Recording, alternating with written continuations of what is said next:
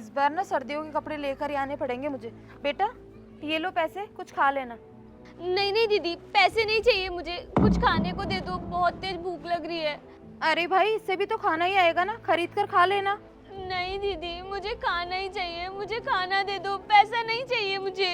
अरे बेवकूफ, एक तो हम तुझे पैसे दे रहे हैं, ऊपर से तू नाटक कर रही है। अगर तुझे खाना ही खाना है ना तो अब पैसों से खरीद के खा लेना, खाना पैसों से ही मिलता है। नहीं दीदी, मुझे नहीं चाहिए ये पैसे।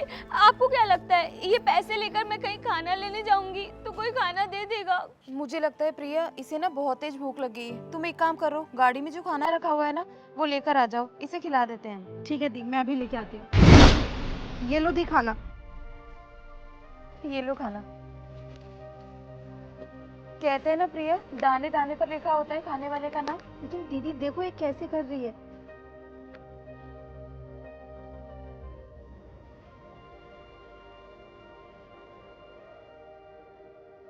अरे बेटा आराम से खाओ, गले में फंस जाएगा खाना। अरे नहीं नहीं दीदी, कुछ भी नहीं होएगा। आपको पता है ये खाना तो बहुत टेस्टी है। बेटा एक बात बताओ, तुम्हारा घर का है और तुम ऐसे भीख क्यों मांग रही हो? मैंने 2-4 जगह पर काम ढूंढा था पर किसी ने कोई काम नहीं दिया।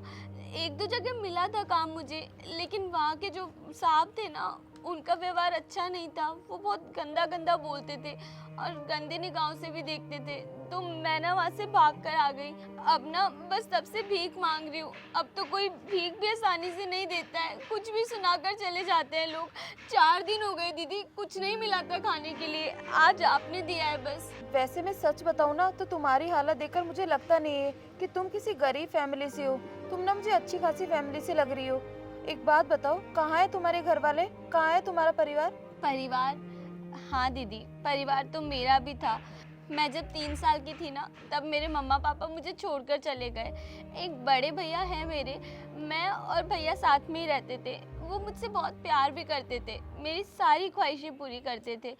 लेकिन फिर ना उनका सपना था कि वो पढ़ लिख कर कुछ बड़ा करें, तो वो अपनी पढ़ाई पूरी करने के लिए ना बाहर चले गए और मुझे गांव में छोड़कर चले गए।